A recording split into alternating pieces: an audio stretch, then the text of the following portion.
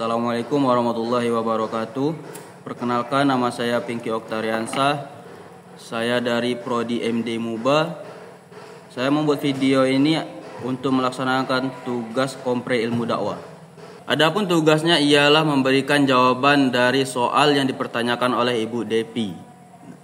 Untuk pertanyaan yang pertama, jelaskan definisi dakwah menurut pandangan para ulama klasik dan kontemporer. Kalau menurut ulama kontemporer yaitu Syekh Muhammad bin Abdul Wahab, dakwah adalah mengajak manusia kepada tauhid dan menyampaikan ajaran-ajaran Islam.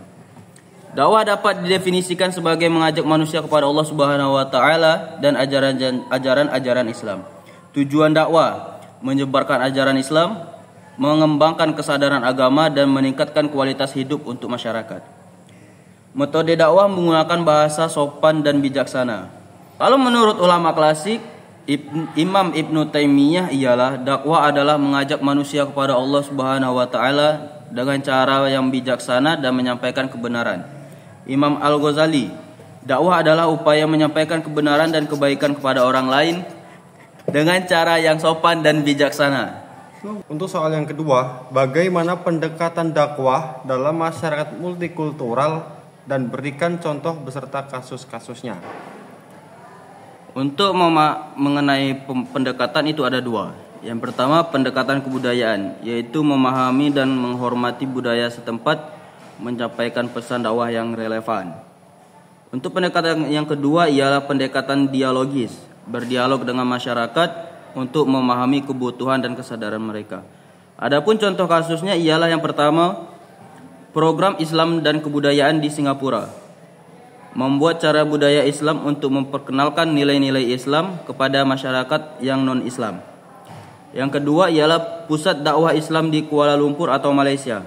Menyediakan fasilitas pendidikan dan kegiatan sosial untuk masyarakat multikultural.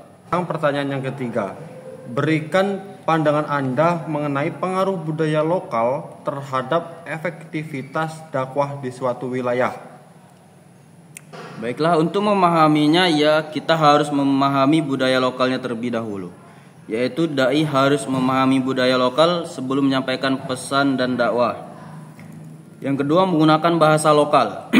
Maksudnya menggunakan bahasa lokal ialah menggunakan bahasa lokal untuk menyampaikan pesan dakwah. Menghormati tradisi yang ada di desa tersebut dengan nilai-nilai Islam. Adapun contoh suksesnya ialah dakwah di Indonesia dengan menggunakan bahasa dan budaya lokal. Pertanyaan nomor 4. Sebutkan faktor-faktor yang menyebabkan kegagalan dakwah dan solusi untuk mengatasinya. Yang pertama, faktor kegagalan dakwah ialah kurangnya pengetahuan dan pemahaman tentang agama. Dai tidak memahami dengan baik ajaran Islam.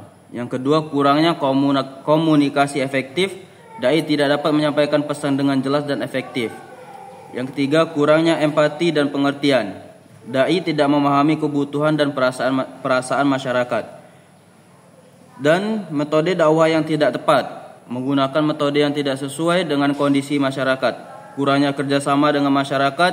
Dai tidak bekerja sama dengan masyarakat dan pemimpin lokal. Adapun solusi untuk mengatasi kegagalan dakwah ialah meningkatkan pengetahuan dan pemahaman tentang agama, mengembangkan komunikasi efektif, membangun empati dan pengertian kepada masyarakat, mengembangkan metode dakwah yang tepat, membangun kerjasama dan masyarakat.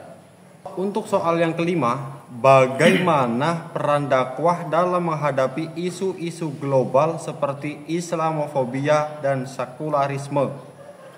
Untuk menghadapinya, kita harus menggunakan pendidikan dan kesadaran, yaitu memberikan pengetahuan yang akurat tentang Islam untuk menghilangkan kesalahpahaman, dialog dan kerjasama, melakukan dialog dengan komunitas non-muslim, dan membangun kerjasama untuk mempromosikan pemahaman dan toleransi. Perkembangan pemikiran Islam mengembangkan pemikiran Islam yang moderat dan progresif untuk menghadapi tantangan sekularisme.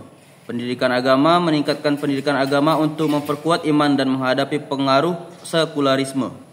Untuk soal yang terakhir, jelaskan pendekatan dakwah terhadap generasi-generasi milenial dan Gen Z atau Gen Z di era teknologi. Pendekatan untuk generasi milenial yaitu pertama, media sosial, menggunakan platform media sosial seperti IG, Facebook, Twitter, dan YouTube untuk menyampaikan pesan dakwah. Yang kedua, konten digital, membuat konten digital yang menarik seperti video, podcast, dan blog untuk menyampaikan pesan Islam.